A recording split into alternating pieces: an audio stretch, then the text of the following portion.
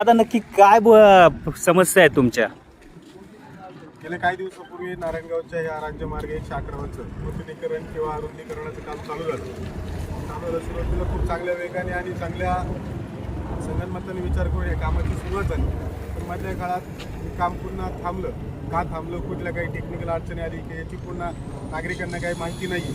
पण काय झालं की काही ठिकाणी अशा प्रकारचे काही उघडे चेंबर आहेत, या शाळेची भिंत पाडली आहे. तर काल परवा एक अतिप्रसंग असा घडला की एक लहान मुलगी इथं गाडीखाली तिचा अपघात होता होता वाचला. 2-4 दिवसापूर्वी ज्यावेळी शिवजयंती झाली, त्या शिवजयंतीच्या कार्यक्रमाला शिवभक्त मोठ्या प्रमाणात या रोडनी शिवनेरीवर जाण्यासाठी वापर करत होते या रस्त्याचा.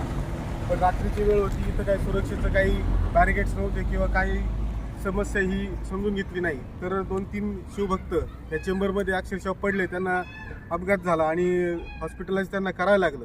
तर अशा प्रकारचे अनेक अतिप्रसंग या ठिकाणी या परिसरात घडायला लागलेत. कारण हा रस्ता मोकळा झाला आहे.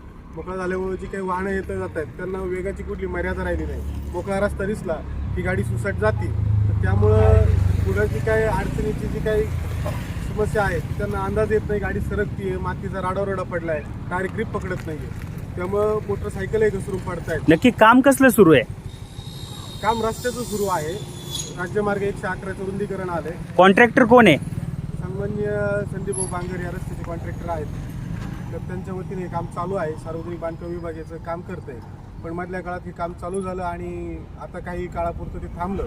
का थांबलं, कशासाठी थांबलं माहीत नाही आहे. पण आता ह्या कामाची परिस्थिती अशी आहे की सध्या कुठल्या प्रकारच्या याच्यावरती काम चालू नाही. मग आता मागणी काय आहे तुमची नक्की? लवकरात लवकर काम चालू करावं. कारण हा जो अपघाताचा प्रश्न आहे हा वाढत चालला आहे. की सुरुवातीच्या काळात लोकांनी थोडी खबरदारी घेतली होती की इकडनं काम चालू आहे, रस्ता वापरायचा नाही आहे. पण असे कुठल्या प्रकारचे आता दिशादर्शक फलक काही राहिलेलं नाही आहेत. त्यामुळे जो येतोय तो डिरेक्टली ह्या रस्त्याचा वापर करतोय आणि वेगाची मर्यादा पाळत नाही. त्यामुळे अपघात होत आहेत. शाळा आहे, मुलींचं स्वच्छतागृह या ठिकाणी उघड्यावरती आहे, त्यांना स्वच्छतेची अडचण येते आहे.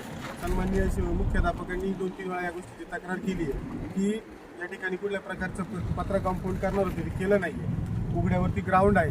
तर ह्या काळजीच्या गोष्टी त्यांनी विचारणा केली तर त्यांनाही पुढची काही प्रोग्रेस माहीत नाही. त्यामुळे ते निरुत्तर राहिले. बिल्डरचा निष्काळजीपणा आहे, कारण काम करत असताना ज्या काही सुरक्षतेच्या गोष्टी अवलंबायला पाहिजेत त्या अवलंबलेल्या इथे दिसत नाहीयेत. तर त्यांनी ही काळजी घेतली पाहिजे. तुमच्या माध्यमातून आम्ही नक्कीच सांगतो की सार्वजनिक बांधकाम प्रशासन किंवा संबंधित कंत्राटदार असतील त्यांनी याची लवकरात लवकर दखल घ्यायची आहे.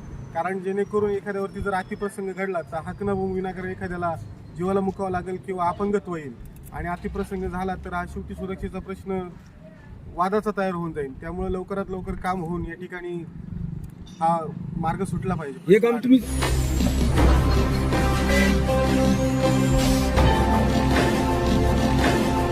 ताज्या घडामोडी आणि नवनवीन माहिती मिळवण्यासाठी समाज दर्पण या YouTube चॅनलला सबस्क्राईब करा आणि बेल आयकॉनवर क्लिक करा.